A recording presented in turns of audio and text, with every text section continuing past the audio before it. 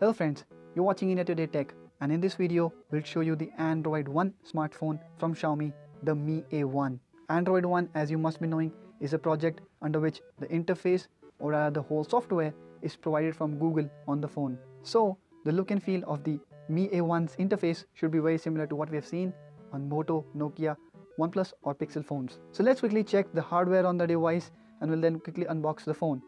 Mi A1 comes with a dual camera with 2x optical zoom, which means the second sensor will have a zoom lens. It's written both sensors are 12 megapixel in resolution, and then the phone comes with pure Android interface. There's a Snapdragon 625 chipset, same as the Redmi Note 4, with 4GB of RAM and 64GB storage.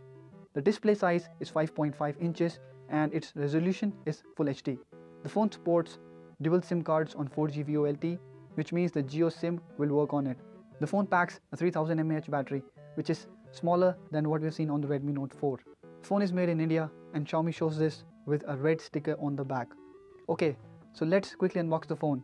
The Mi A1 is the first phone from Xiaomi to come with stock interface.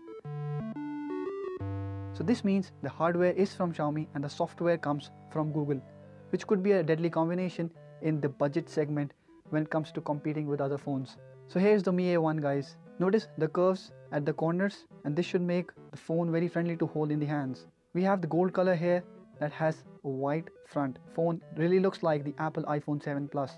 Looking at the back, the look of the dual cameras is very close, saved only by the flash which is provided at the front. And also the antenna lines are a total rip-off. There's a 2.5D curved glass at the top, which is a Corning Gorilla Glass 3. Let's power up the phone and check other box contents. All the accessories are put in the box. The first thing is a charger, which has a 2 amperes of power output. Then there is a user guide, though the SAR value is mentioned on the back of the box, which is 1.26 watt per kg for the head, just on the borderline. Then there is the warranty information. On the other side, there is the power cable, which is a Type-C cable, and there are no earphones given in the box. Now let's check the SIM card tray and other ports on the phone. The Mi A1 has a hybrid slot, which means you can add 2 nano SIM cards or 1 SIM card and 1 micro SD card for expanding storage.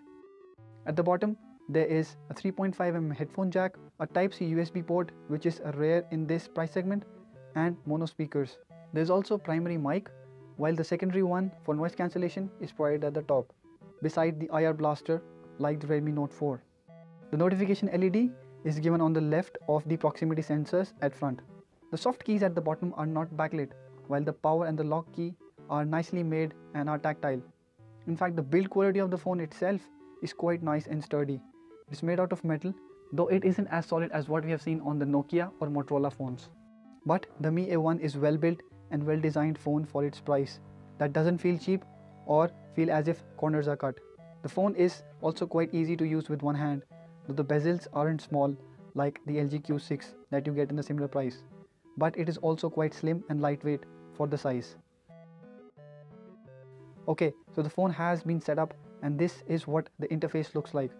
The pure stock interface, which is quite nice feeling to see on the phone, is paired with a decent chipset at this price.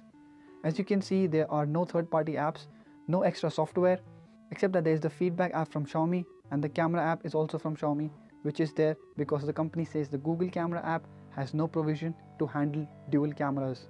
So, like the iPhone, there is a portrait mode as well on the camera to blur backgrounds, and we'll soon take a look at it. For now, let's check more about the software on the phone, which really seems to be fluid and flying on the Snapdragon 625 with 4GB RAM. The phone has 64GB storage, out of which around 50GB is available for use. Also, only 1.2GB of RAM is being used right now, and 2.3GB is still available. Coming to the extra features, you can set the fingerprint scanner to bring down the notification menu and double-click the power button to turn on the camera. There are also preloaded wallpapers from Xiaomi that you can switch to or download more from the internet.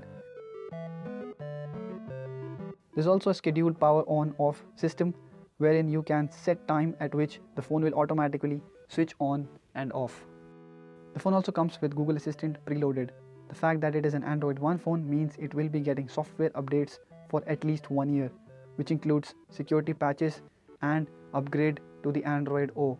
Most of the Redmi phones haven't even been upgraded to the Android N or the Android 7.0. Another important thing to note is that you will not be required to sign into the Mi account. You do need Google account of course, like any other Android phone, but no Xiaomi account is needed. The phone is fairly fast and fluid.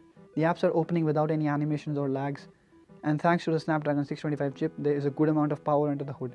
The interface also feels fluid. We did a little gaming on the phone just to see if it heats up or not. We have tested the chipset before and know it handles games well. The Mi A1 has no problems running the Asphalt 8 or the Modern Combat 5. There are no frame drops or lags, though we did find the phone a little slow at loading the games, but the gameplay itself is sleek and smooth.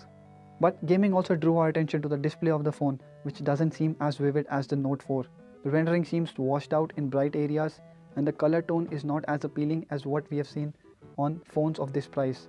Though it is a Full HD display, we think that the color and the clarity on the display could have been better.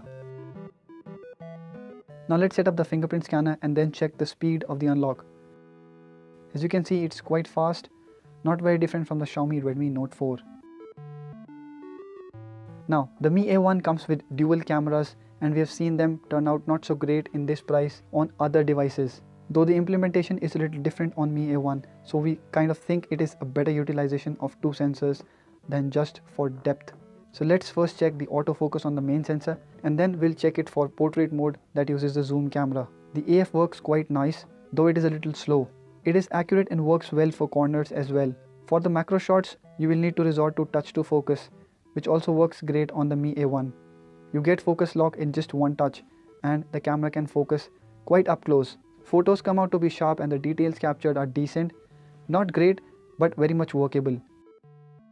To our surprise, the focus works good in portrait mode as well, which we have seen take a toll in other dual camera phones like the Lenovo K8 Note. Obviously, the zoom comes in handy when you are taking portrait shots to soften the background and create nice bokeh effect. The details captured are same as the main sensor, which is good.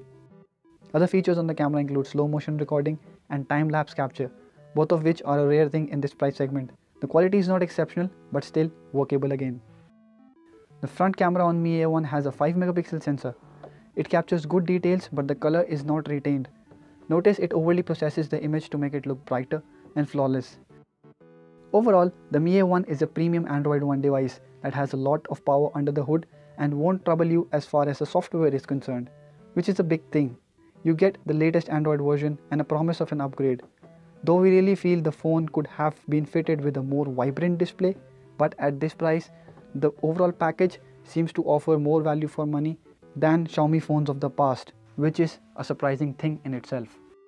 We'll be doing a full review of this, and we'll be comparing it with other phones in this price range like the Nokia 6 or the Moto G5s Plus. So stay tuned, subscribe to our channel to get the latest videos in your inbox, and if you have liked this video, do share it with your friends and give us a thumbs up. Thank you for watching.